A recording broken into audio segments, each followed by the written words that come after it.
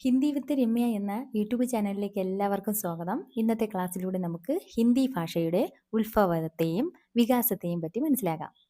എല്ലാ മത്സര പരീക്ഷകൾക്കും അക്കാദമിക് പരീക്ഷകൾക്കും ഉപകാരപ്പെടുന്ന ഒരു ക്ലാസ് ആയിരിക്കും ഇന്നത്തേത്.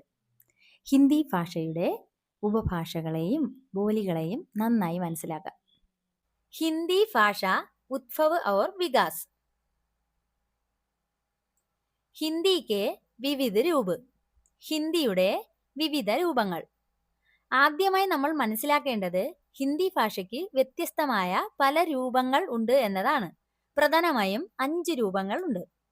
അപ്പോൾ ഓരോന്നായി നോക്കാം. മാതൃഭാഷ, സമ്പർക്ക് ഭാഷ, രാജ്ഭാഷ, രാഷ്ട്രഭാഷ, ബഹുരാഷ്ട്രീയ ഭാഷ. ഇനി നമുക്ക് ഇത് ഓരോന്നായി വ്യക്തമായി മനസ്സിലാക്കാം. മാതൃഭാഷ. മാതൃഭാഷ എന്നാൽ മദർ ടങ് എന്നാണ് ഇംഗ്ലീഷിൽ പറയുന്നത്. മാതൃഭാഷ ബഹുഭാഷ ഹേ ജിസെ വ്യക്തി അപ്നി മാതാ കി ഗോദ് മേം സീഖ്തി ഹേ. എന്തെന്നാൽ ഒരു കുട്ടി തൻ്റെ അമ്മയുടെ മടിത്തട്ടിൽ നിന്ന്, അതായത് സ്വന്തം കുടുംബത്തിൽ നിന്ന് പഠിച്ചെടുക്കുന്ന ഭാഷയാണ് മാതൃഭാഷ എന്ന് പറയുന്നത്. അടുത്തത് സമ്പർക്ക് ഭാഷ. സമ്പർക്ക് ഭാഷയെ ഇംഗ്ലീഷിൽ പറയുന്നത് ലിങ്ക് ലാംഗ്വേജ് എന്നാണ്. നമുക്ക് നോക്കാം. ऐसी भाषा जो दो विभिन्न भाषिक क्षेत्रों के बीच संपर्क सूत्र का कार्य करे. വ്യത്യസ്ത ഭാഷകൾ സംസാരിക്കുന്ന 2 പ്രദേശങ്ങളിലെ ആളുകൾ തമ്മിൽ ആശയവിനിമയത്തിനായി ഉപയോഗിക്കുന്ന പൊതുഭാഷയാണ് സമ്പർക്ക് ഭാഷ. എന്തെന്നാൽ ഗുജറാത്തിലുള്ള ഒരു വ്യക്തിയും കേരളത്തിലുള്ള ഒരു വ്യക്തിയും തമ്മിൽ സംസാരിക്കുമ്പോൾ ഹിന്ദി ഉപയോഗിക്കാം. അടുത്തത് രാജ്ഭാഷ. രാജ്ഭാഷ എന്നാൽ ഒഫീഷ്യൽ ലാംഗ്വേജ്. എന്നാൽ संविधान द्वारा सरकारी कामकाज, प्रशासन, संसद और विधान मंडलों तथा न्यायिक कार्यकलापों के लिए സ്വീകൃത ഭാഷ. എന്താണെന്ന് നോക്കാം. ഭരണഘടനാ പ്രകാരം സർക്കാർ കാര്യങ്ങൾക്കും ഭരണനിർവഹണം, പാർലമെന്റ്, നിയമസഭ, കോടതികൾ എന്നിവയുടെ ഔദ്യോഗിക ആവശ്യങ്ങൾക്കായി അംഗീകരിച്ച ഭാഷയാണ് രാജ്ഭാഷ എന്ന് പറയുന്നത്. അപ്പോൾ അടുത്തത് നോക്കാം. രാഷ്ട്രഭാഷ. രാഷ്ട്രഭാഷ എന്നാൽ നാഷണൽ ലാംഗ്വേജ് എന്നാണ്. രാഷ്ട്ര की भाषा राष्ट्र में जितनी भी भाषाएं हैं सभी राष्ट्रभाषाएं हैं. भारत में 22 भारतीय भाषाएं राष्ट्रभाषाएं मानी जाती है. राष्ट्रभाषा से तात्पर्य किसी देश की उस भाषा से है जिसे वहाँ के अधिकांश लोग बोलते हैं तथा जिसके साथ उनका सांस्कृतिक और भावात्मक जुड़ाव होता है. എന്താണ്? ഒരു രാജ്യത്തെ ഭൂരിഭാഗം ജനങ്ങൾ സംസാരിക്കുന്നതും ജനങ്ങൾക്ക് സാംസ്കാരികവും വൈകാരികവുമായ അടുപ്പമുള്ളതുമായ ഭാഷയാണ് രാഷ്ട്രഭാഷ എന്ന് പറയുന്നത്. ഭരണഘടന പ്രകാരം ഇന്ത്യയിൽ 22 ഔദ്യോഗിക ഭാഷകളെ രാഷ്ട്രഭാഷകളായി അംഗീകരിച്ചിട്ടുണ്ട്. 22 ഭാഷകളെയാണ് ഭരണഘടന അംഗീകരിച്ചിരിക്കുന്നത്. ഇവയാണ് നമ്മൾ രാഷ്ട്രഭാഷ എന്ന് പറയുന്നത്. ഓക്കെ. അടുത്തത് ബഹുരാഷ്ട്രീയ ഭാഷ. ബഹുരാഷ്ട്രീയ ഭാഷ. ബഹുരാഷ്ട്രീയ ഭാഷയെ നമ്മൾ ഇംഗ്ലീഷിൽ എന്താണ് പറയുന്നത്? മൾട്ടി നാഷണൽ ലാംഗ്വേജ് എന്നാണ് പറയുന്നത്. ഇത് വളരെ സിമ്പിൾ ആണ്. ഏക് സേ അധിക് ദേശോ മേം പ്രയോഗ് കിയാ ജാതാ ഹേ. ഒന്നിലധികം രാജ്യങ്ങളിൽ വ്യാപകമായി ഉപയോഗിക്കുന്ന ഭാഷയെയാണ് നമ്മൾ ബഹുരാഷ്ട്ര ഭാഷ എന്ന് പറയുന്നത്. ഓക്കെ. അടുത്തത് ഇനി നമ്മൾ പ്രധാനമായിട്ടും പഠിക്കേണ്ടത്, ഇനി നമുക്ക് ഹിന്ദി ഭാഷ ഇന്ന് കാണുന്ന രൂപത്തിലേക്ക് എങ്ങനെയാണ് പരിണമിച്ചു വന്നതെന്ന് നമുക്ക് നോക്കാം. ഇതിനൊരു കൃത്യമായ വികാസക്രമമുണ്ട്. പരീക്ഷകളിൽ ഇത് പലപ്പോഴും ചോദിക്കാറുമുണ്ട്. അപ്പം നമുക്ക് നോക്കാം എങ്ങനെയാണ് ഹിന്ദി ഭാഷ വികസിച്ച് വന്നതെന്ന്. സംസ്കൃതത്തിൽ നിന്നും നേരെ പാലിയിലോട്ട്, പാലി, പിന്നെ പ്രാകൃത്, അപഭ്രംശ്, അവഹട്ട് എന്നീ ഘട്ടങ്ങൾ താണ്ടിയാണ് ഇന്നത്തെ ഹിന്ദി ഭാഷ രൂപപ്പെട്ടത്. മനസ്സിലായോ? അടുത്തത് നമുക്ക് പ്രധാനമായിട്ടും പഠിക്കേണ്ടത് അപഭ്രംശം പുരാനി ഹിന്ദിയും നമ്മൾ വളരെ പ്രാധാന്യം അർഹിക്കുന്ന ഒന്നാണ് ഹിന്ദി ഭാഷയുടെ വികാസത്തിൽ. അപ്പോൾ നമുക്ക് അത് രണ്ടും ഓരോന്നായി മനസ്സിലാക്കാം. അപഭ്രംശ് എന്നാൽ छठी से 11वीं शताब्दी तक उत्तर भारत की मुख्य भाषा थी. इसके शौरसेनी, अर्धमागधी और मागधी रूपों से हिंदी का विकास हुआ. എന്താണ് പറയുന്നത്? 6-ാം നൂറ്റാണ്ട് മുതൽ 11-ാം നൂറ്റാണ്ട് വരെ ഉത്തരേന്ത്യയിൽ പ്രധാന ഭാഷ ഇതായിരുന്നു. ഈ അപഭ്രംശത്തിന്റെ ശൗരസേനി, അർദ്ധമാഗധി, മാഗധി എന്നീ രൂപങ്ങളിൽ നിന്നാണ് ഹിന്ദി വികസിച്ചു വന്നത്. മനസ്സിലായോ?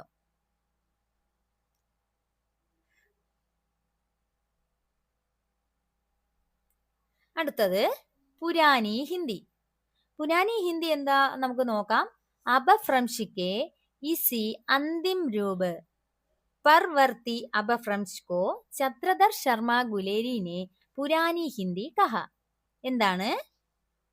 അപഭ്രംശത്തിന്റെ ഈ അവസാന ഘട്ടത്തെ പർവർത്തി അപഭ്രംശിനെ പ്രശസ്ത സാഹിത്യകാരനായ ചക്രധർ ശർമ്മ ഗുലേരി എന്താ പറഞ്ഞത്? പുരാനി ഹിന്ദി എന്ന് വിളിച്ചു. ഓക്കെ. അടുത്തത് ഹിന്ദി എന്ന് പറയുന്ന നമ്മുടെ ഭാഷ ഏത് ഭാഷാ കുടുംബത്തിൽ ആണ് ഉള്ളതെന്ന് നമുക്ക് നോക്കാം. ലോകത്തിൽ ഒരുപാട് ഭാഷാ കുടുംബങ്ങൾ ഉണ്ട്. ഇതിൽ ഏതിലാണ് ഹിന്ദി ഉൾപ്പെടുന്നു എന്ന് ചോദിച്ചാൽ ഉത്തരമായി നമുക്ക് എന്ത് പറയാം? ഫാരോപ്പീയ പരിവാറിലാണ് ഹിന്ദി ഉൾപ്പെട്ടിരിക്കുന്നത്. അപ്പോൾ ഫാരോപ്പീയ പരിവാറിന്റെ ഇംഗ്ലീഷ് എന്താണ്?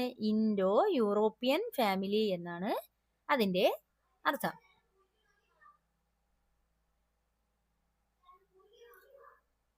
അതുപോലെ തന്നെ അടുത്തത് നമുക്ക് നോക്കാം ഹിന്ദിയുടെ, ഇത് ഏറ്റവും പ്രധാനപ്പെട്ട ഒരു ടോപ്പിക്കാണ്, ഹിന്ദിയുടെ ഉപഭാഷകളും അവയുടെ ബോലികളും. ഹിന്ദി ഭാഷയ്ക്ക് പ്രധാനമായിട്ടും എത്രയാണ്? 5 ഉപഭാഷകളും 5 ഉപഭാഷകളും അതുപോലെ തന്നെ 18 ബോലികളുമാണ് ഉള്ളത്. അപ്പോൾ ഹിന്ദി ഭാഷയ്ക്ക് പ്രധാനമായിട്ടും 5 ഉപഭാഷകളും ഒപ്പം തന്നെ 18 ബോലികളാണ് ഉള്ളത്. ഓക്കെ. ഇനി നമുക്ക് ഇത് ഓരോന്നും വ്യക്തതയോടെ മനസ്സിലാക്കാം. ആദ്യം തന്നെ ഹിന്ദിയുടെ ഉപഭാഷകൾ നമുക്ക് നോക്കാം. ആകെ 5 ഉപഭാഷകളാണ് ഹിന്ദിക്കുള്ളത്. നമുക്ക് ആദ്യം തൊട്ട് മനസ്സിലാക്കാം. 1 പശ്ചിമി ഹിന്ദി, രണ്ടാമത്തേത് പൂർവി ഹിന്ദി, ബിഹാരി, രാജസ്ഥാനി, പഹാഡി. മനസ്സിലായോ? അടുത്തത്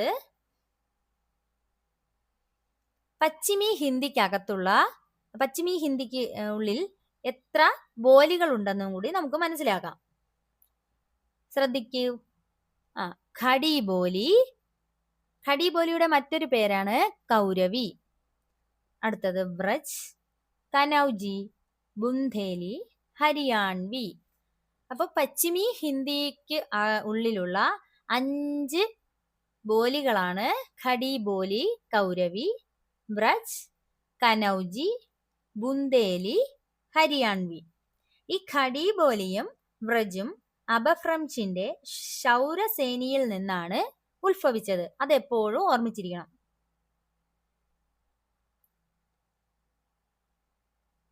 അടുത്തത് ഖടി ബോലിയെ കുറിച്ച് നമുക്ക് നല്ല രീതിയിലൊന്ന് മനസ്സിലാക്കാം. രാഹുൽ साहित्यायन ने खड़ी बोली को कौरवी नाम दिया. अमीर खुसरो को खड़ी बोली का आदि कवि माना जाता है. मानक हिंदी का पूर्व रूप. അപ്പം നോക്കാം.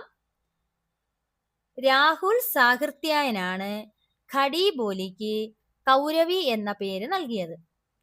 അമീർ ഖുസ്രോയെ എന്തെന്നറിയപ്പെടുന്നു? ആദി കവി എന്ന്, ഖടി ബോലിയുടെ ആദി കവി എന്ന് അറിയപ്പെടുന്നു. ഇന്നത്തെ സ്റ്റാൻഡേർഡ് ഹിന്ദിയുടെ പൂർവ്വരൂപമാണ് ഖടി ബോലി. മനസ്സിലായോ? ഇനി ഇതിലെ പ്രമുഖ സാഹിത്യത്തെ നമുക്ക് പരിചയപ്പെടാം.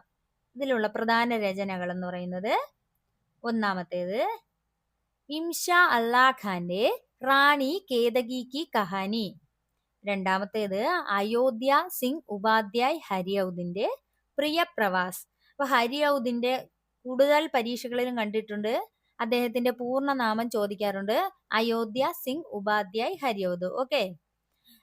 ഈ പ്രിയപ്രവാസ് എന്ന് പറയുന്നത് ഹടി ബോലിക്ക് പഹലാ മഹാകാവ്യമാണ്. ഓക്കെ. അടുത്തത്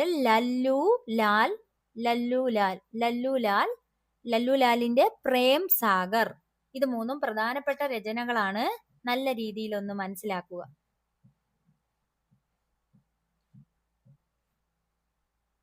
അടുത്തത് ബ്രജ് ഭാഷ. ഈ ഖടി ബോലിയെ തന്നെ പ്രധാനപ്പെട്ട ഭാഷയാണ് ബ്രജ് ഭാഷ. ബ്രജ് ഭാഷയെ പറ്റി നമുക്ക് നോക്കാം.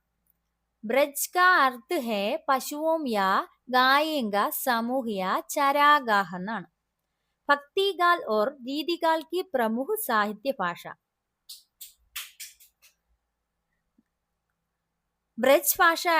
ബ്രജ് എന്നാൽ കന്നുകാലിക്കൂട്ടം അല്ലെങ്കിൽ മേച്ചിൽപ്പുറം എന്നാണ് അർത്ഥം.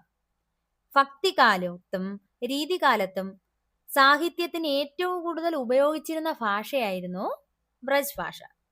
ഇനി പ്രധാനമായിട്ടും പഠിക്കേണ്ടത് ബ്രജ് ഭാഷയിലെ പ്രധാന കൃതികളാണ്. തുളസീദാസിനെയും സൂർദാസ്, ബിഹാരി പോലുള്ള പ്രമുഖരായ കവികളുടെ രചനകൾ ഈ ബ്രജ് ഭാഷയിലാണ് ഉണ്ടായിട്ടുള്ളത്. അപ്പൊ നമുക്ക് ഓരോന്നായി നോക്കാം. തുളസീദാസിന്റെ ഗീതാവലി, വിനയപത്രിക, കവിതാവലി. അതുപോലെ തന്നെ സൂർദാസിന്റെ സൂർസാഗർ, സൂർസാരാവലി, സാഹിത്യലഹരി. അപ്പൊ അത് ആ പേരിന്റെ സാദൃശ്യമുള്ളത് തന്നെയാണ് രചനകൾ. അതുകൊണ്ട് ഒന്നുകൂടെ ശ്രദ്ധിക്കുക. സൂർസാഗർ, സൂർസാരാവലി, പിന്നെ സാഹിത്യലഹരി. അടുത്തത് ബിഹാരിയുടെ ബിഹാരി സത്സൈ.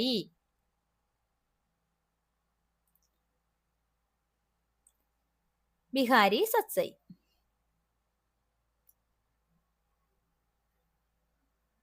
അടുത്തത് നമുക്ക് അടുത്ത ഉപഭാഷയായ പൂർവി ഹിന്ദിയിലെ ബോലികളെ നോക്കാം.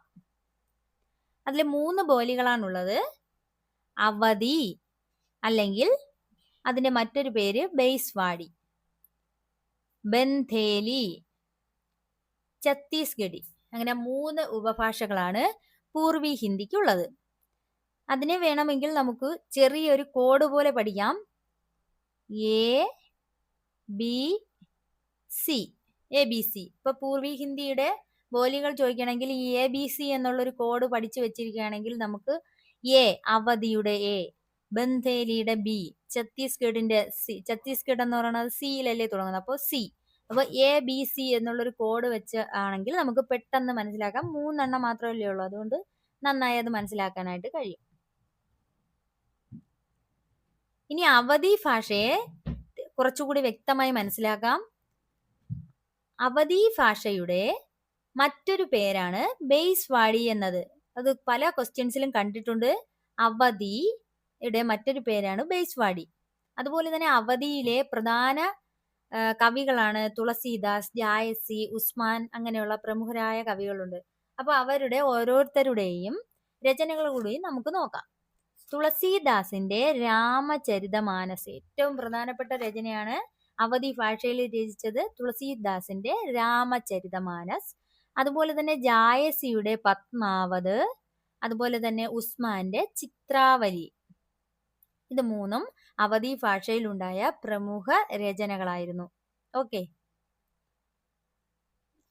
അടുത്തത് ബിഹാരി ഉപഭാഷയിലെ ബോലികളെ പറ്റിയാണ് മനസ്സിലാക്കാൻ പോകുന്നത്. ഇത് 3 എണ്ണമേ ഉള്ളൂ. അത് നമുക്ക് കോഡിന്റെ ആവശ്യമൊന്നുമില്ല, അല്ലാതെ തന്നെ മനസ്സിലാക്കാന്നുള്ളതേ ഉള്ളൂ. നോക്കൂ. ഭോജ്പുരി, മഗഹി, മൈഥിലി. ഇപ്പൊ 3 ബോലികളെ ബിഹാരി ഉപഭാഷയ്ക്കുള്ളൂ.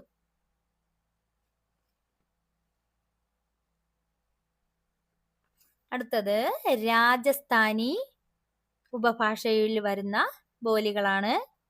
ശ്രദ്ധിച്ചു നോക്കൂ.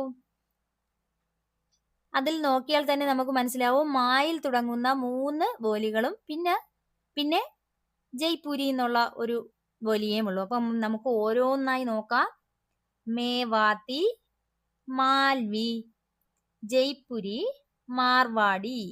അപ്പൊ 4 എണ്ണം ആയല്ലോ. അപ്പൊ ഈ മാ എന്നുള്ള അക്ഷരം തന്നെ നമുക്കൊരു കോഡായിട്ട് മനസ്സിലാക്കി തന്നെ നമുക്ക് ഈ 3 ബോലികളും കിട്ടും. മേവാത്തി, മാൽവി, ജയ്പുരി, മാർവാടി.